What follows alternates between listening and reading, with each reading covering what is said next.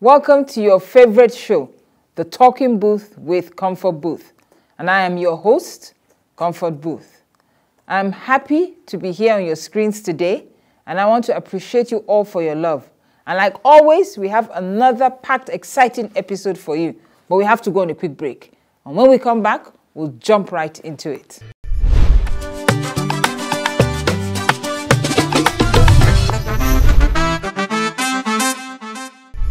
As women, when we enter marriage, we receive well-intentioned advice from our mothers, our aunties, our mothers' friends, urging us to please our husbands. However, they often omit the crucial details of how to navigate this aspect of our relationships, leaving us to figure it out on our own. But shouldn't that be how we should behind? Anyway, similarly, when menopause strikes, our bodies undergo significant changes. Yet we find ourselves in a world of silence when no one talks about the adjustments we must make. The constant worry and confusion about women losing desire and not being in the mood become all too familiar. And moody and just a different character. Anyway, equally important is the lack of preparation for the post-menopause phase, when an unexpected surge of desire can leave women bewildered and unsure of what's happening to them. Auntie Cordelia is an advocate for women and youth empowerment and education. Auntie, today you will educate. And Auntie Habiba is a practical educator. She's a civil servant into food processing, and I love this one. She is selling tea for over 40-year-olds that help improve dryness in women. Please, I want to give you a round of applause. Thank you. And why I want to give you a round of applause, Auntie Habiba, is that you are a northern woman. Yep. And then you are a northern Christian. Definitely. And we have this secrecy that I spoke about, it's shrouded. Nobody wants, everybody is having sex. Nobody wants to talk about it, but it's real. And I'm proud that you actually went, you got the tea, and you are targeting the 40-year-olds. That's people like us. Exactly. So I am going to get some tea today. 40 and above. Yeah, okay, 40 and above. So now I'm going to go straight into it. Why is it so bad that we don't talk about, the femininity, the sexuality, the sex? Why have we shrouded it? Meanwhile, everybody is doing it. Well, at the right time. Auntie Cordelia. Okay, Comfort. Thank you very much for inviting me. It's a culture of, is it limiting knowledge and not spoiling the young girls ahead of when you should become probably a woman, okay, which has always been with us, the Africans. When you go into sex education, it's like you're exposing certain things or some kind of knowledge that you're not yet matured enough to have within your palms to navigate life. And it has occurred even beyond menstruation and other issues like the menopause. Even sex education, is as we're talking even at this moment, yes, it's not something mothers want to sit and discuss with their children. Yeah. So that is why it's been hidden over the years. But is it true though? In homes, as I'm talking to you now, my mom had never ventured into sex education. Menstruation was something we did on our own. If you had a senior sister, you were lucky to have a senior sister, or you had a cousin or a relation living with you who had menses before, then somebody was there to put you through and say, buy pad or do. If not, my mother never did. But we're hypocrites there, don't you think, Auntie Habiba? Don't you think it's hypocrisy? Well, we cannot say it's hypocrisy. Okay. That's the way we were brought up, just like Madam Cordelia said. The reason why I decided to go against it is because I suffered it. And I thought younger women, shouldn't. Thank you. So far I've passed through it. as long as I will have younger women that will give me a listening ear, Yes. they will not pass through it. Another round of applause, please. The issue of the listening ear. You know, you are ready to share your knowledge. Exactly. Okay. You know, just like she said, you know, we were brought up in such a way that we've not been taught to talk about our private parts. You know, particularly issue that has to do with menses,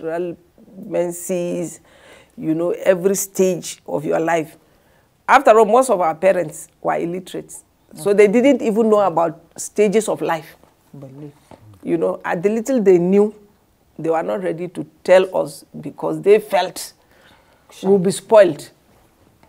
You know. So, but me, when I passed through this menopause, and I discovered what I discovered, you know, it was really very traumatizing, because as of the time I found myself in that stage, and I was trying to contact women, find out from women. Almost all the women I contacted, when I tell them, I said, this is the way I'm feeling, they'll say, it's the same thing with me, oh, it's the same thing with me, oh. Then what is the solution? They will say they don't know. You know, so the way and manner I found my own solution, I found it somewhere very far away where I didn't even think I will get it. Okay. You know, I went on visit to Katsina. Okay. Then my dad was in Katsina, he was sick, and my elder brother took him to Katsina. And I used to visit. So anytime I visited, I normally take some small things, you know, to share to their neighbors, because my mom too was there. So she had some older women around that are her friends. So anytime I go to visit, I will either give them small money or some small gifts. So in appreciation, there is one old Buzu woman. Okay. You know, in appreciation, when I'm going, she will call me. She will say, Habiba, I learned you are going tomorrow. I will say yes. Okay, come. She will now come and give me some things. She will say, this is how you use this one, this is how you use this one, this is how you use this one. You know, because of the way we were brought up, I will collect those things. And when I come back home, I will just throw them in the dustbin. Correct. Until when this issue of menopause came in, and I started having dryness, and my network went off. I love this. I love it. You know, my network went off. And there was serious issue. Serious issue. Issue that you cannot discuss because we are not used to discussing. You know, then one day I visited again. That old woman gave me those same stuff. You know, when I came, I said, God, I knelt down and prayed. Oh. I said, God, you see my situation. Oh. And it seems I did this stuff. Please, oh, if something is wrong with this thing, Yeah, protect me just from it. prick my conscience, let me not use it. But before then, I asked one of my nieces, who is also a house girl. I said, Talatu, please, what is this? She said, Mama, it's because I'm not married. Or if I'm married, I'll be taking it. It's good for your body. You know, it makes your body good for your husband. I said, is that so? Correct. And do you know, when I came back this time around, Yes. I started using it. This issue of network stopped.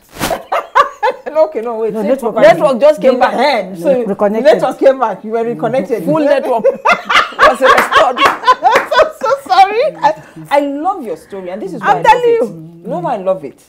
I love how comfortable you are owning it and saying it. And I'm this telling is you. what we need. Women need to know this. We need to talk about it. Yes. You know, when you get to 40, the general behavior towards women is she's getting old or she's old. Yes. And nobody believes that you should even have sexual desires anymore. I'm telling you. Nobody thinks, in fact, you're even shamed. You mean you still like it? Are you okay? You know, that's the way we're spoken to. Why? How do we help women now, especially you that is an advocate with women? How are we going to start bringing this conversation from that when you're telling your daughter or your ward or niece as she's going out to be a pleasure tool for her husband? How do we bring it in that you tell her your network will go off at a certain point? It's not forever. Yeah, so then how do we incorporate the men to understand the woman that they will be living with, that there will be at least a 10-year period, about a 10-year period,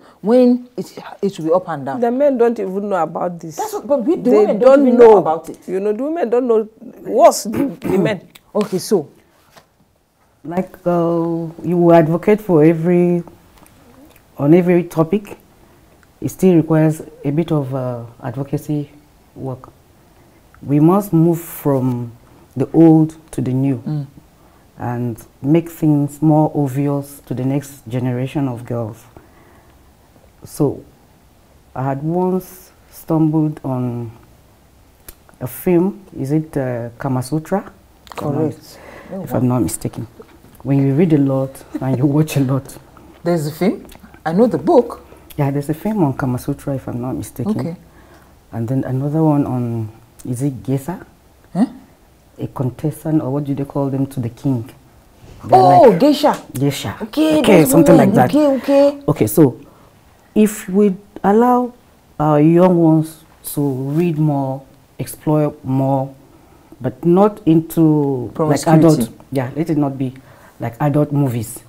And then you're able to sit down and then chat with them and let them know. Because not knowing is terrible. Yeah. Not knowing about sex is the reason why a lot of girls have abortions. Because at the age of 15, 16, you want to really explore. The boys are doing the same.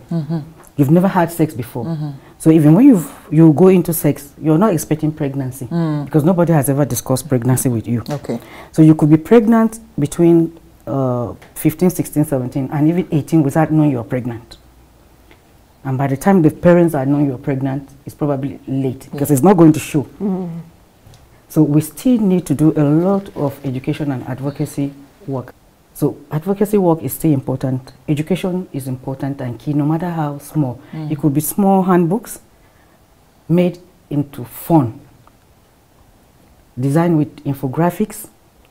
So the little child knows that, you know, as I'm growing up from being a girl to puberty and you know, adolescence and all, this is what comes. This make it look fun. So that they understand. No, but I think honestly, there's a reason that the menopause angle has been shrouded. I think it's top of mind for people, you know, both, especially the men, just to be told that the woman is going to be there for sex and procreation, because nobody talks, even from the home when you are going off. They are not even talking to you about your sexuality, but they're talking to you, telling you that you will go through this horrible period. Get ready for it. So my own story. Sorry, you want to say something? It may not be. Okay. The men to go through something in life almost similar to menopause. People are not doing it because they're just keeping quiet. So was my friend, just like you. She woke up one morning. Can you imagine an educated woman, CEO and all? She didn't know what was going on. She did the same thing. She started going on. I said, what is going on? In her house, she was always crying. And nobody was telling her anything. Her children stopped talking to her because she was a monster in the house. She said she just had horrible mood swings. So just like you, she said she started asking people. And they said it's the same thing. Anyway, eventually, she got around to realizing, actually, the name of this thing that is happening to this CEO is menopause.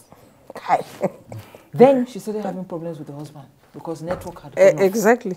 Network has said that I must enjoy you. She said, I don't want. And then he goes out. You know, you just feel off completely. That now caused problems. So she now called me and decided, just like you've done now, and said, look, you're my little sister. I want to tell you what is ahead of you. By the time she got to me, she had already, you know, found out, you know, people like things like this, natural things and all. But she said, I need to tell you now, because if you are able to start changing your lifestyle and be aware of it, you will now know, you will recognize the signs. When it comes, you will know what to do. You know how to handle it. Yes. And so I guess that is what must be helping me now. Because there's no way at my age now I must be premenopausal now. Or menopausal self. Exactly. But because I've changed my diet, I exercise more, I'm more, you know, you are more knowledgeable. Yes, you know, I look out for the signs. What am I doing? I'm taking supplements. I'm taking, you know, water, a lot of water, taking fruits, just natural things. I believe that that is probably why I will most likely not go through the horrors of it. Yes. Why do you think that women are vilified, older women are vilified for wanting to still enjoy sex? So, okay. Crickets on set. do you say? Again, let me say something. As we grow older and the younger generations look up to you, they think, oh, at this age, you shouldn't be doing this. I can remember seeing an older couple kissing somewhere on the street and a young boy doing, ooh. What is this? What is this? Why? So probably it's the same thing, but the body is created in that form for you to, you know, have sensation, regardless of age, menopause or not. Tom, you shouldn't, you know. That's my point. The sensation will be there, but it may not be as when you are in your youthful days. Which is fine. Mean age. Because like I asked myself where I had all the energy to do a lot of things. I loved dancing. And right now, I can't remember the last time I danced. You danced. But then I would look at, and I'm like, but every weekend when I was in school, you know, we had parties and so something, what is wrong? And I'm trying to, can I reinvent myself? And I tell myself, I'm sure if I do this, all the young people will be insulting me. I'm saying this old woman, every time she's having parties, she wants to dance. She wants to dance, you know. So it's the same thing, but like I'm saying, it comes with a lot of education and understanding. We need it. As you grow older, let the people around you understand that age is not a barrier. It's not a barrier to anything you know. As long as you're alive. These things are part of that life. will give the body pleasure, Pleasure, yes, the mind so pleasure. So connection is here, Sha. Network is here. Network is here. Is there Full network. Full network. I don't have a problem with network. No, because I've always done well-being. Okay, so I don't have a problem which is what you're saying. Yes, like I said, so yeah, let it become your life pattern. Let it just take it on, and like, every year, like I plant trees, I give to families, I donate. Go and plant in your house. I have trees. I have different fruits I eat. I have different spices and herbs I take. That's where we are now. Yeah. Auntie Habiba, let's go. What am I buying? What's going on here? You're buying a lot of things. Okay, here. so tell me now, which one do I start with? I have white, I have the purple, I have the red, I have the green. Yes, those are the four. So lift them and let's hear them so that we can patronize you. This red is the 40 and above beverage. Thank you. I've bought. Okay, you are buying too. No, go ahead. I'm buying. This is my own. Okay, go ahead. For those women that experience dryness. Okay, we have taken it next. It helps in maintaining, you know. So how do you take this? You take it either with your pap. Okay. Or with yogurt. You just sprinkle it. Exactly. You just mix it. Or mix. No, tablespoon. So do you call this kaya mata?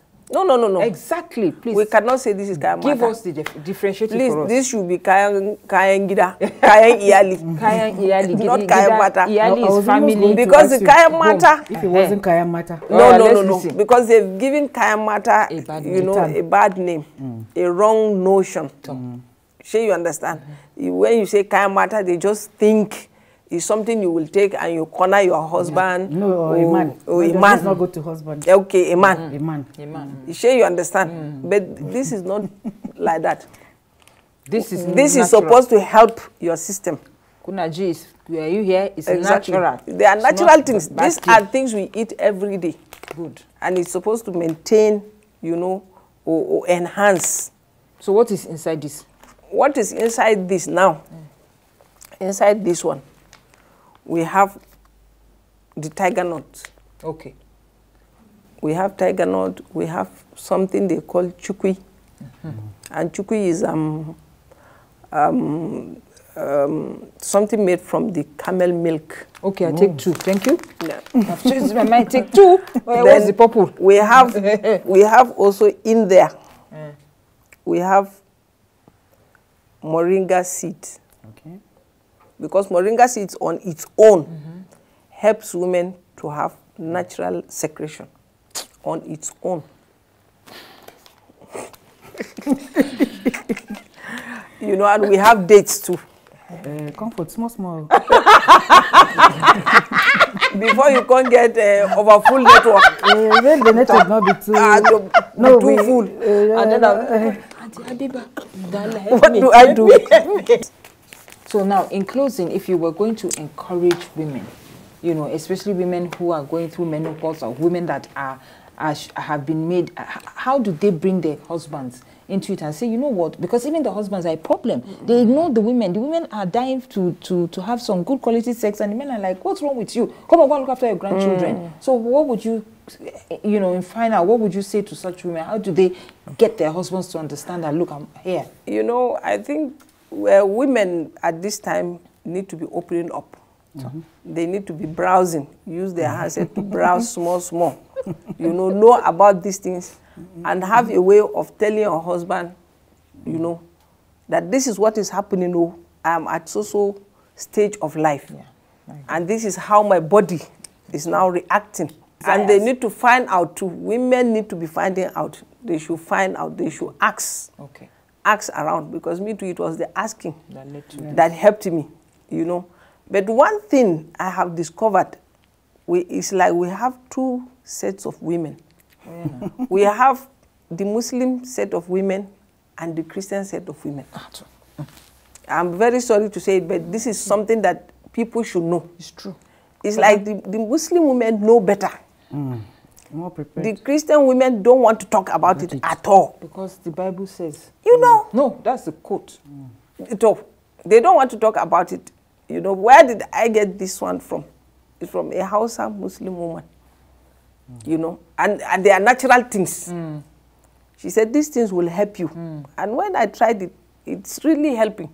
And that is why I decided to start packaging it, you know, so that it will help women out there. And just to put context to what she said now, it's not the vilification of the Christendom, but the fact that we need to be, I think that's what you're saying, we need to be more open, because we need to strike that balance. You've said it, that they think that because if we tell you you're going to be promiscuous, while that might be a valid point, what about those that want to learn and will not be promiscuous? You know? Who are in the majority? Me, that is my discovery.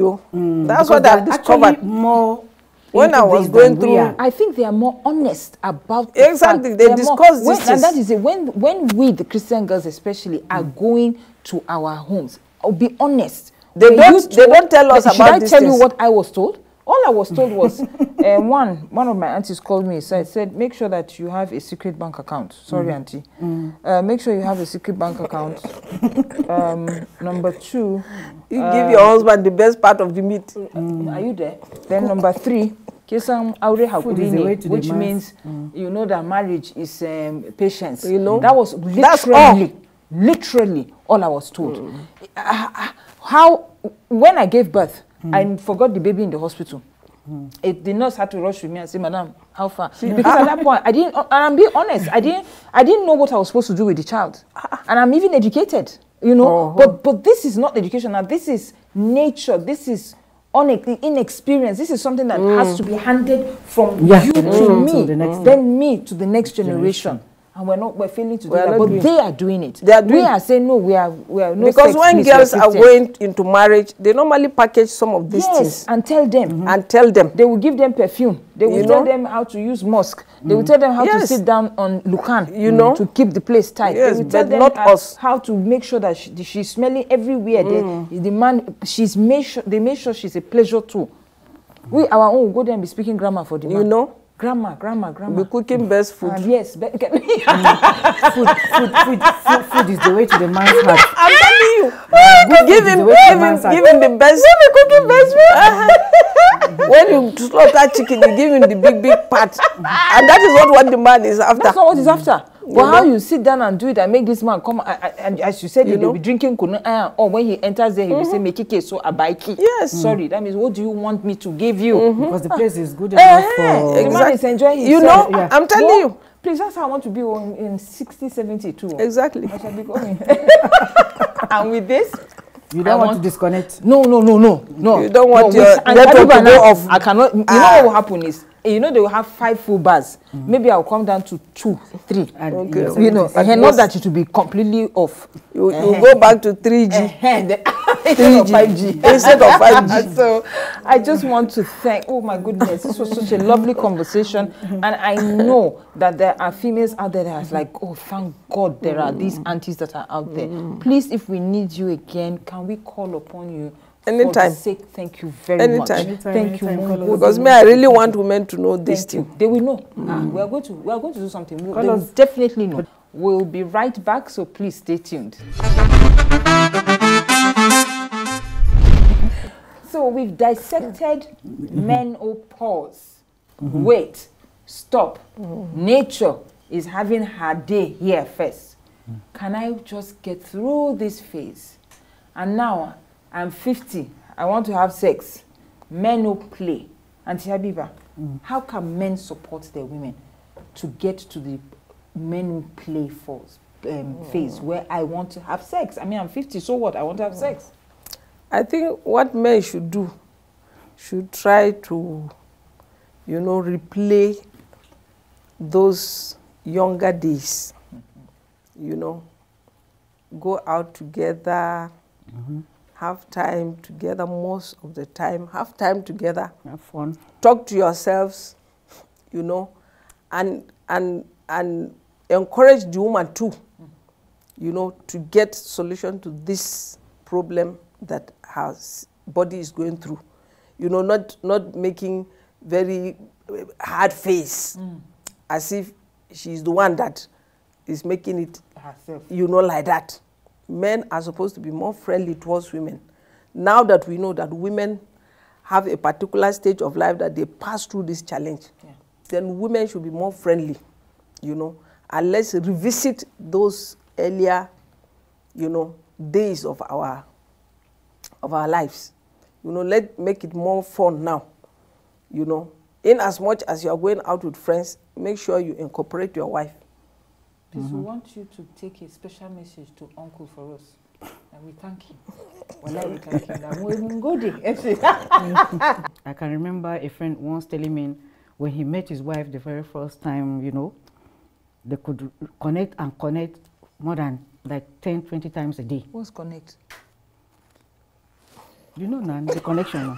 Can you say? He said not disconnected. So they were connecting not less than... Network was 5G, okay. They were connecting like 10, 15 times sometimes in a day. Oh, like they were young, they were because full of the passion. excitement was there. Yeah, but now with children and the rest, everything goes. But let's not forget, everybody has their, ups and downs. you know, the men will come up, the women will go down. If you don't want him on the street chasing younger girls, then you have to sit up. You have to sit up anyhow. But he doesn't even want to sleep with you. Let's be honest. That is a lot of what the women say. The men just even discard them. Once you get to a certain age, for him, you have finished, you have your children. You know the It's reason. not true. You That's know not the reason. True. Some husbands and wives still hold hands. And what's the general? You know the problem. The reason why they tend to like say discard the woman is because of that period of crisis. Exactly. That period of crisis that they didn't know what to do. They thought it's which over is in for both woman. parties. Now my last question is, please, how can men use this? Which one can they use? Any. They can use any of it. No, they can't use this red one. No, they can. No, They can. Which one? They're already wet as it is. This one is for us. So we'll see on the next episode.